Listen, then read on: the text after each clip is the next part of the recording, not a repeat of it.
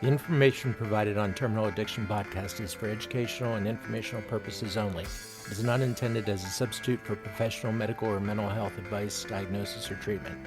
Always seek the advice of your physician, licensed therapist, or other qualified provider with any questions you might have regarding medical or mental health condition. Never disregard professional advice or delay seeking it because of something you heard on this podcast. The views and opinions expressed by the guests, the hosts, are their own, and they do not necessarily reflect those of any affiliated organization or institutions. While we strive to provide accurate and up-to-date information, we make no guarantee regarding the completeness, reliability, or applicability of the content discussed. Listen to this podcast does not establish provider-patient relationship. If you're experiencing a medical emergency or mental health crisis, please contact emergency services or crisis line immediately.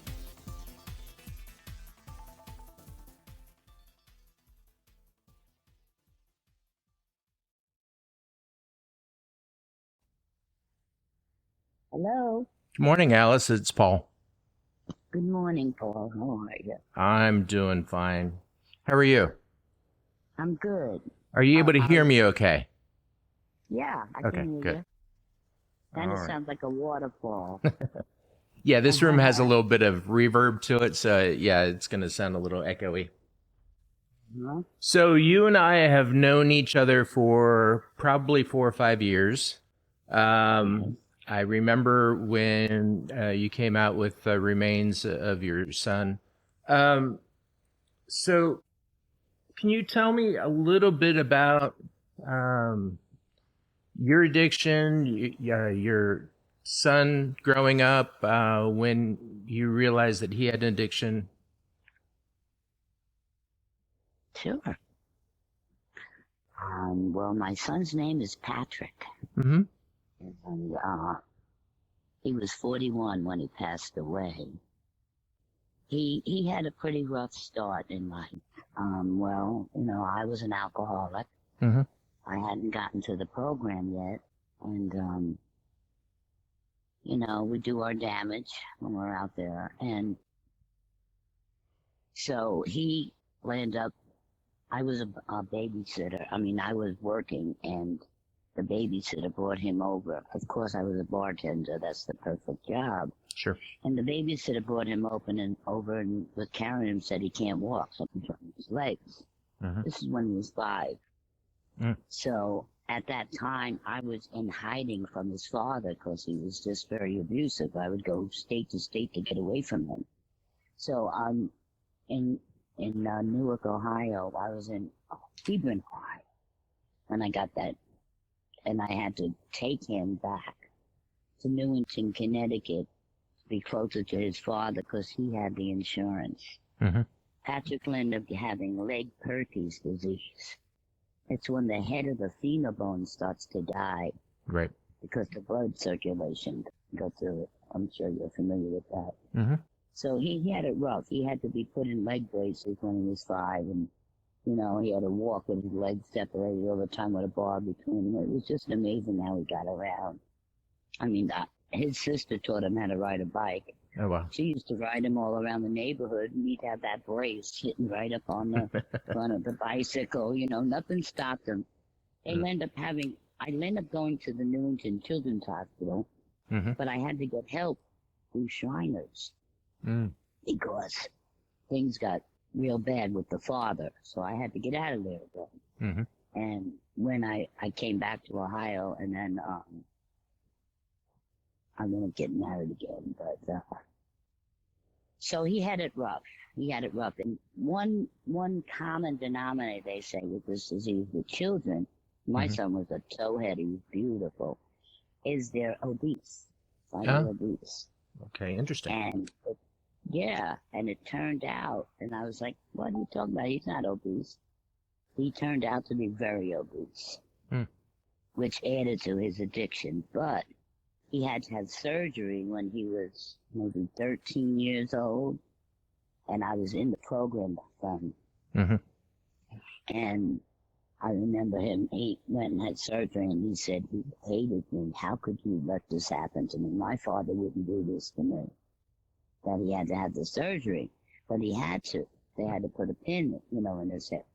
And they put him on, what do you think they put him on? Opiates. Sure. Yeah. 13 years old, so here we go. Here starts his ride. You know, he didn't have a chance anyway because he had the addiction. Sure. My mother had it. My father had it. My sisters had it. I mean, it's all through my family. So he was going to get it anyway. But, so, where was I? So you were talking about how Patrick got addicted to opiates. Yeah, pretty young. And then he ended up getting busted for pot in Florida. And they gave him a fucking, ooh, I'm sorry. It's okay. It's okay. We cuss on this. Okay, they gave him a felony. Uh-huh. Now that was going to ruin his whole life. It did. Now, how old was he when that happened? That he was 17. Okay. 18. No, I think he was 18. He took the rap for these friends of his. Mm-hmm. He'd done that several times throughout his life, taking the rap for people. But he was a good guy. He really was a good guy. But he was so heavy, and his depression got worse. His addiction got worse. He guzzled and guzzled and guzzled. But I was going to say, at that hospital, he told me that he was so angry and he hated me, and I was just new in recovery, and I'm like, oh shit, I said, I got to get out of here. And I'm in Tampa, I don't know where the hell I am. So I went driving all around. Don't you know God popped his head? And he said, Alice, there was a church sign that said, hurt people, but right here. Yeah. For some reason, I thought he was talking to me. I really felt like he was talking to me. So I went back to the hospital and tried to be a mother to him, you know? So, somebody's trying to call. It's okay. Okay. So, that was shaky for my recovery, but I kind of was looking around for an AA meeting is what I was looking for. I knew I had to get some help or I was going to drink. Sure. So how many years of sobriety do you have? I just got 12. 12. Again. Yeah. And I had 5. Okay. 5 years when I first got into the program. And then I stepped away from AA, you know. Some of us do that. Think we're all cured. Oh, Get absolutely. That 5-year chip. Well, I'm my own enemy, you know. Absolutely. So I walked away, and it was just a matter of time I started drinking again, and it got out of control. You know, my husband was a wonderful enabler. He just let me do whatever I wanted and carried me around, you know. Right. So anyway, from there, sometimes I just lose track where I am. I'm sorry. It's okay. We were talking about after he was busted down in Florida, you went to an AA meeting. Right. Oh yeah, I went to an AA meeting, and then I ended up getting an RV. Oh, I had 5 years. That's what we were talking about. And then I went for 13 years, and then just one day, I mean, I'm kind of crazy. One day I just said, "This is all bullshit." And I drank. Yeah. Yep. But, you know, one day, right in the middle of Alcoholics Anonymous, I tried to kill myself. You know, because we just heard Patrick's father was a real terrible person. Right. He told him when he was like 18, 19 years old that he wasn't his father. But I cheated on him, and it's such a lie. But it devastated him. It devastated me. You know, I was raised in a children's home, and all I wanted was to love my kid and, you know, for him to have a family. Yeah. But everything just got so fucked up. Yeah. You know, he was an abuser. I was in and out of women's shelters in Connecticut, Massachusetts, Florida to get away from him. He just followed me everywhere. And, but, okay, we go drifting off again. It's okay. It's okay. Yeah. This happened to me when I had to get my lead, and I was like, what the hell's going on? I better go to a doctor. I can't stay on track. Yeah. But his own father told him that crushed him. I think he believed him, and I begged and cried to him, I'm sorry, you're wrong, Patrick, you're wrong, look at you, you look alike, you have his name, you know? Yeah. So, Then he called me from Florida. His addiction was getting worse. I'm sober. Now I'm married and I'm in an RV. And I'm traveling all over the country with my third husband. Mm-hmm. And I ended up marrying a man in Ohio, Butch. He was a good man, but he was my enabler. He was my father. He was 20 years older than me. Mm. You know, I never had a father, so that was perfect for me. Right. And my first husband, hell, I just got out of the children's home, and 1 year married, I said, this is bullshit. I can't do this. Mm-hmm.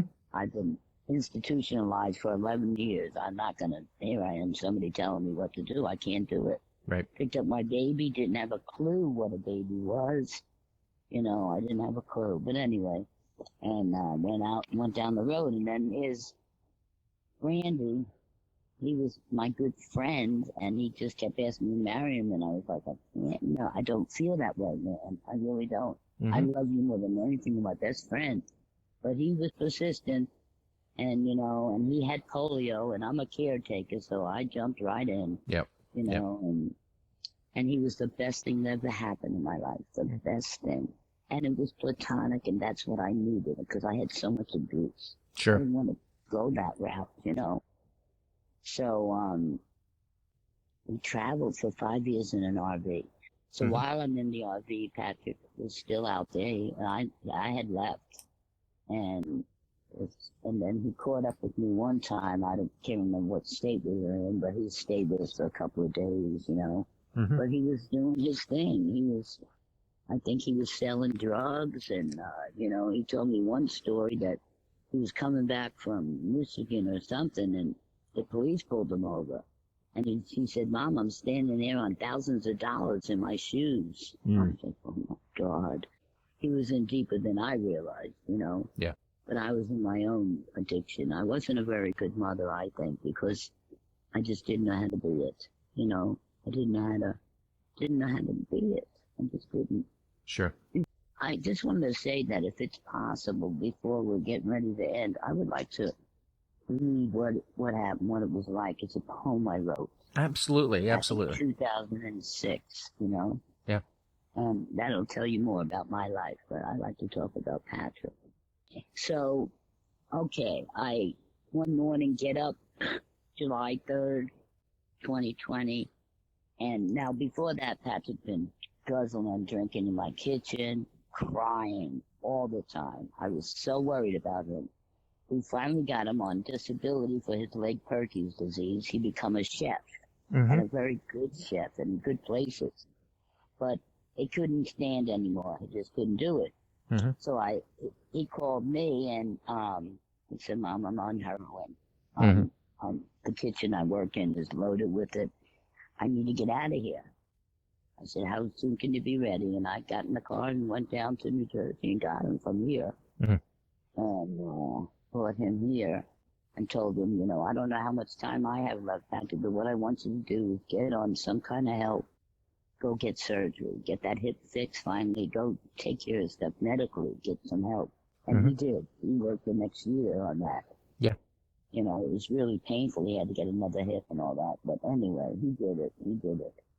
So he finally gets the disability. And now I'm scared. Because he's going to get all this back money. What's he going to do? Well, right. Where do you think he's going to move to New Orleans with his friends? Another party there. Yeah. I'm like, oh, dear God, he's going to die there. Sure. Please, dear God, please. And he would sit and cry, call and say to me, he'd be drunk, why don't you represent me? Do you represent me? And I never understood what that meant. But maybe by moving away all the time or something, I just left him on his own, you know. He's 18, he never came home anyway. Yep. You know, I might as well live my life, you know. But I don't know what that means. What does it mean to represent? Yeah, I don't have any answers to that. He had something he had in his mind. Yeah. So anyway, July 3rd, Mm-hmm. 2020. It was about 11 o'clock, and they hadn't seen him yet. And I usually see him come out of the room. Because he would come stayed here. He got in trouble with the police while he was here. He got drunk, pulled over for drunk driving somebody else's truck because he was too drunk. Mm-hmm. You know, he asked me to be a designated driver, and I took the 3 grown men to Papa Boo's in Buckeye Lake. And it was horrible. It was 3 grown men going to fight with each other and to try to corral them, to get them to get in the car and get the hell out of there. Yeah. I said, Alice, why don't you think things through? Right. Don't worry, I'll take care of you. I'm going to take care of everybody. So I'm going home. I'm driving home in the dark in Buckeye Lake, and I don't really know this area around there at all. Mm-hmm. And they're fighting, and I just screamed on the top of my lungs. When you walk, I started singing, through a storm, hold your head up high, but don't be afraid of the dawn. You know that song? Yeah. And I just sang that, and next thing I know, I was home. I got the 3 drunks home. Yeah. And do you know, that's one of his friends, that son of a bitch, kept trying to break in my room that night. And I was so scared, I called my daughter. She was somewhere else. I said, but see, I was abused, and that was like, it validates I could take care of myself. I locked my fucking door, told him to get away from my fucking door, pissed in a garbage can. I wasn't coming out of my room. Right. You know, because I couldn't control him. He was drunk. My son never believed me. But anyway, he never believed me. How could you say that about my friend?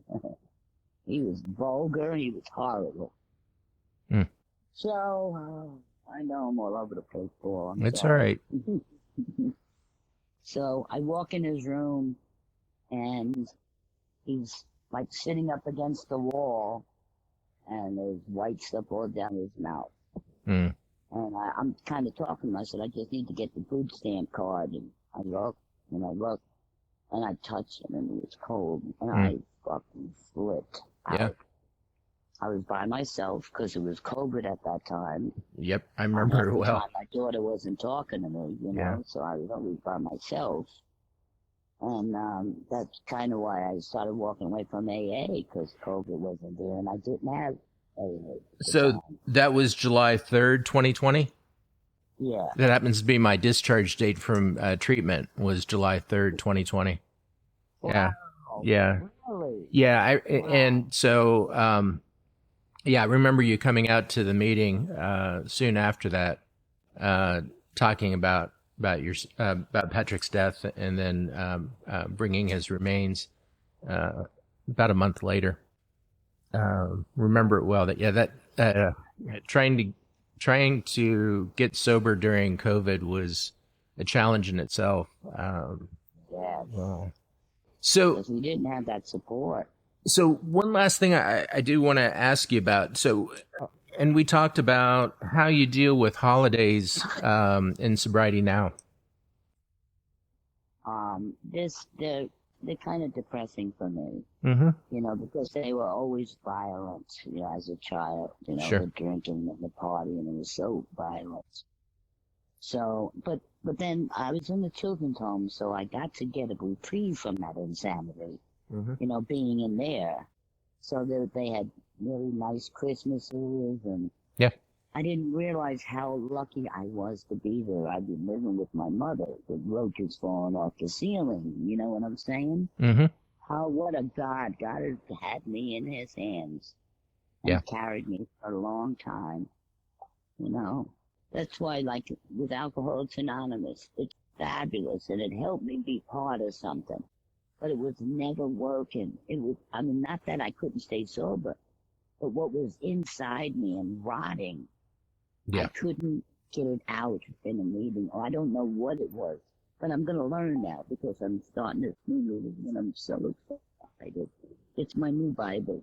Adult Children of Alcoholics. Dysfunctional absolutely. families.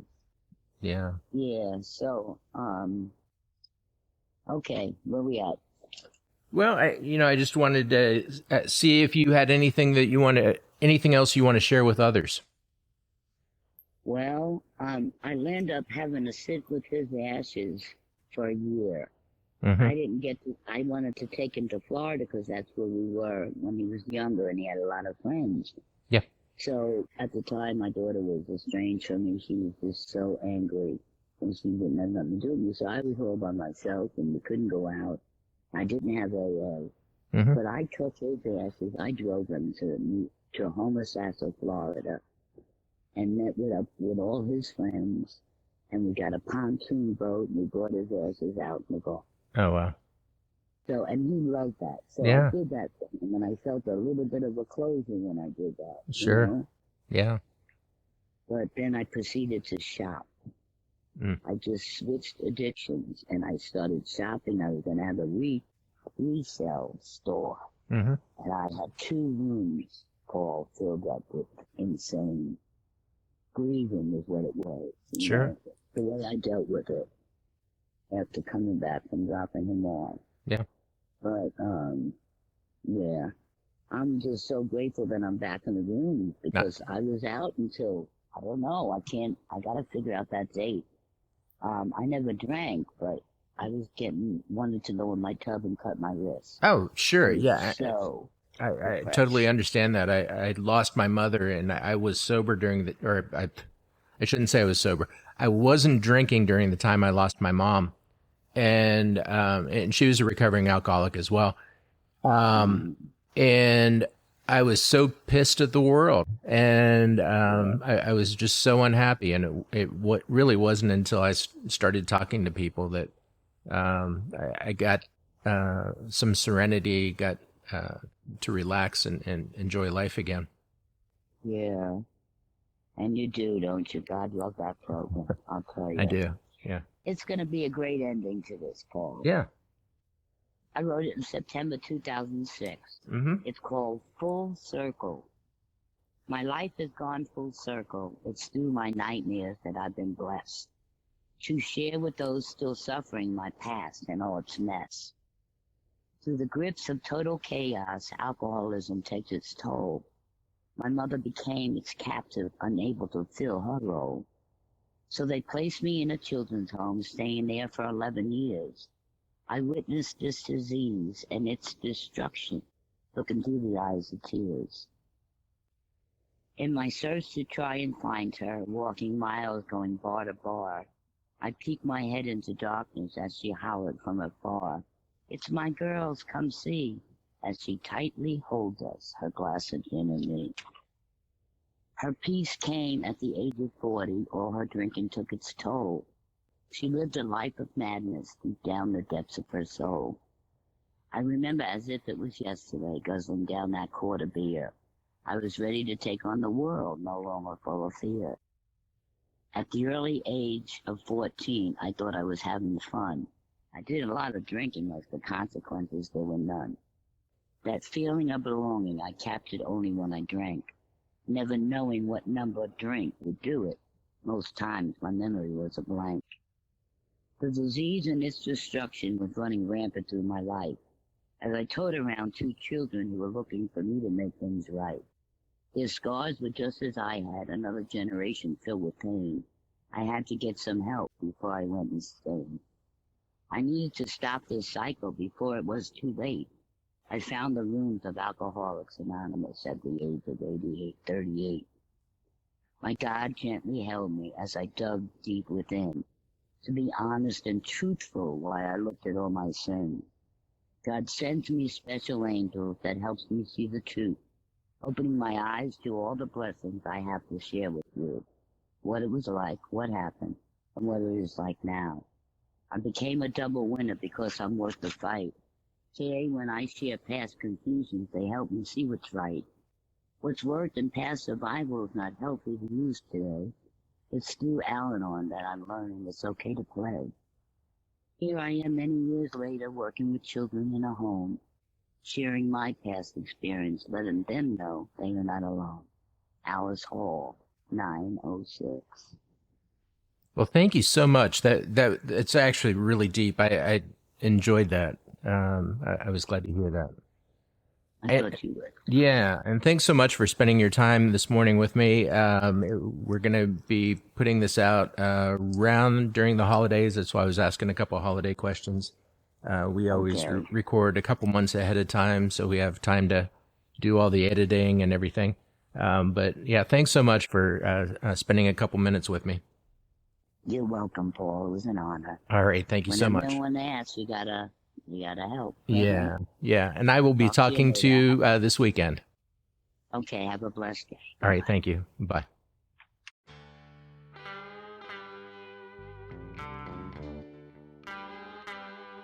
The views and opinions expressed in this podcast are those of the hosts and guests and do not necessarily reflect those of any affiliated organization. This content is for informational purposes only and is not intended for professional advice. Thanks for listening. If you enjoyed today's episode, be sure to subscribe, leave a review, and share it with a friend. Until next time.